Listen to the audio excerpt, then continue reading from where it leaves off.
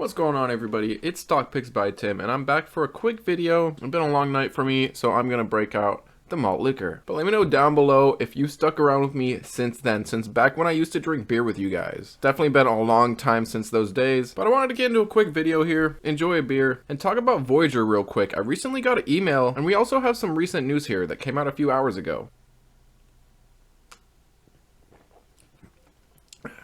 But let's get into this one. Thanks for all the love, guys. I definitely appreciate it. It's definitely been a long journey so far, and we're just getting started here. We've had our ups, we've had our downs. Lately, more downs than ups. But in the end, it'll be a hell of a ride. But let's not get distracted. Let's look into Voyager real quick. We'll see how the editing goes on this one. But I just received this email here a couple hours ago, guys, and it clears a few things up. And specifically right here, they mentioned that their exposure to FTX was about $3 million, which is pretty much composed of just locked up Luna 2 and locked up SRM. We could not withdraw these assets because they remain locked and subject to vesting. So some people are unsure if, FTX owes Voyager money or Voyager owes FTX money or what have you.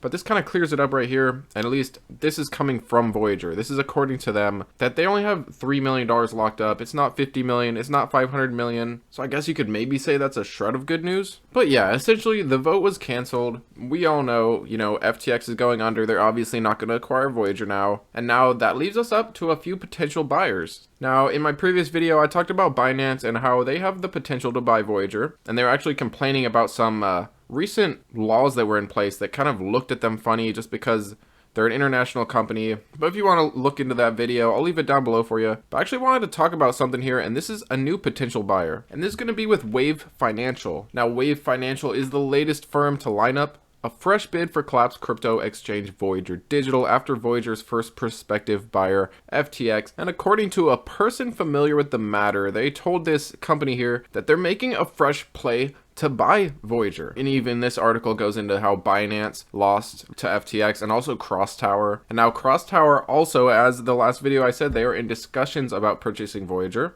And that was told to this company on the 15th of November. But they all declined to comment, and I think that's actually because it's against the law to comment on the auction process. Could be wrong, but I think that might be why, or they just don't want to talk to this company. This is going to be hella fun to edit. Now, I did want to show you guys something on Bitcoin here because I think it's pretty important. And if you're into VGX, you're obviously into crypto as well. You might not be into Bitcoin, but this is going to dictate where the market goes. You're going to want to watch this pattern. We are playing it out still, and we might potentially continue to follow this pattern for the next couple of days. My guess would be until around Sunday the 20th. Could break to the upside or downside sooner than that, but I remain a confident buyer in Bitcoin, and I still think it's a great time to add to it if you're a long-term buyer. Short-term, it's bearish. You could argue that this is the floor, but if you're arguing that this is the floor, you're probably also arguing that this was the floor until it broke, or arguing that this was the floor until it broke. So instead of arguing with the price, just ride the trend once it turns around and goes to the upside if you're a short-term investor. But me being a hard-headed long-term investor, I will continue to buy this falling knife. But I just figured I'd give you a quick update on Bitcoin and what I'm doing, as if you didn't know already. Now, looking at VGX as if it matters, this is still near its all-time low. A lot of it is obviously still locked up. Mine is locked up. I'm sure yours might be locked up as well. And if we're able to sell, a lot of us probably would and want to give up on this and just take our money and leave.